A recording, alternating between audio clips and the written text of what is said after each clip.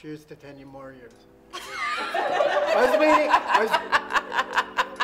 That way I could do it and she could do it. I was waiting for Drea. We're way better I'm not supposed to say cheers. with the unscripted. You give us one line. I was homebrewing actually for many years. We made a beer that I had never tasted before, which was an IPA. And we made it with extract and it wasn't very good. Very extracty. And then I quickly progressed to making all grain batches and then they started tasting good. And so we would share beer with our friends and we really liked beer culture. Wherever we would go, we go to places where breweries, brought our kids all the time. They loved it. Yeah.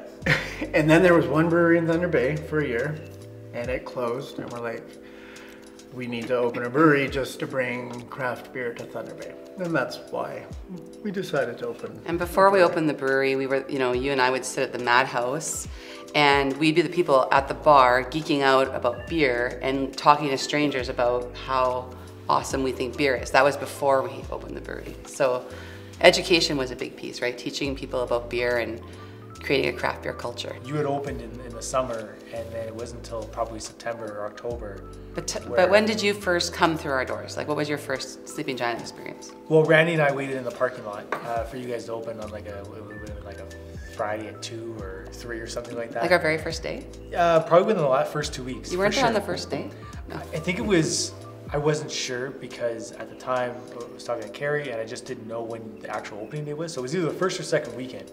Yeah, we were waiting for a license, so none of us knew Yeah. when we were opening. So I know Randy and I, we'd gone there and we got in a growler each because that would have been 360 an elevator at the time.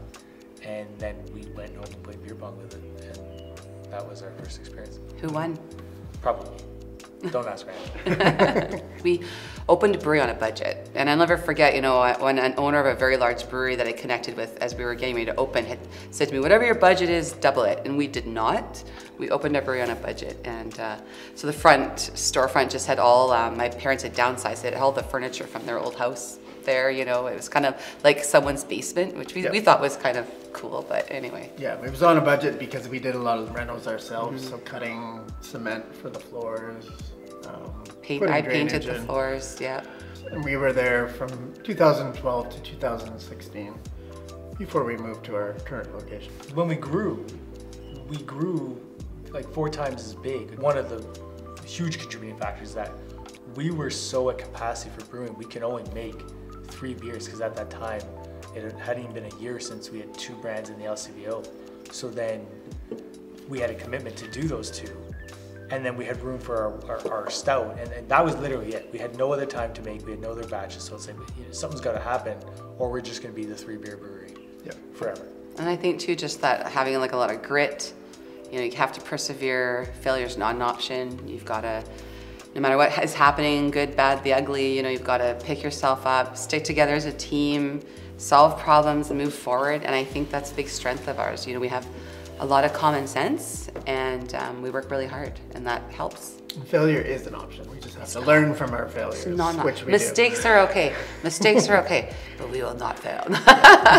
Our customers in the community, they are proud of us, and with that comes great responsibility, but it's an enormous pride that they feel ownership as well of our business and what we do. And then, for me, I have a lot of pride in our staff because I always feel like I'm the mom, of the brewery, but that's my official title, brewery mom. And we all are so proud of our staff, right? And the fact that not only does our business provide a career for people and a great place to call home for their jobs, but just that they're just an amazing team. And without them, Kevin always says it too, without them, we can't do what we'd be doing. And there was one time we went to Ontario Brewing Awards. No, Canadian Brewing Awards. No, Ontario. Oh. You weren't there. Oh, This okay. was with our staff. And so I'm very proud of our brewers and the people who work in the back. And we won multiple awards. So everyone could go up and claim an award that night. And so that was a great feedback for those brewers to know, hey, you're making great beer and we're doing a good job. I always say it's horrifically amazing owning a business, and it was horrifically amazing. Kyle was working full-time as a physician, full-time as a brewery owner and brewer, I was working full-time, parenting, doing all that good stuff, managing our children and a new business and figuring it out. You know, we didn't know what we were doing when we opened, you know, and we were never afraid of failure, but we were definitely terrified of success. And like, what does that actually look like and what does it mean? Yeah, and it's really neat. One story I love to tell is before we opened the brewery, we all sat down and wrote down on pieces of paper what we wanted. And you know, one thing that was really fun was, and I still have the papers, is that, you know, we just wanted to make Thunder Bay proud, and that's kind of cool because we feel like we did that. So and are still trying to do that and just be authentic and stick to the values of why we did it in the first place. Yep. Thanks, T-Bay. Cheers to 10 years. And to 10 more.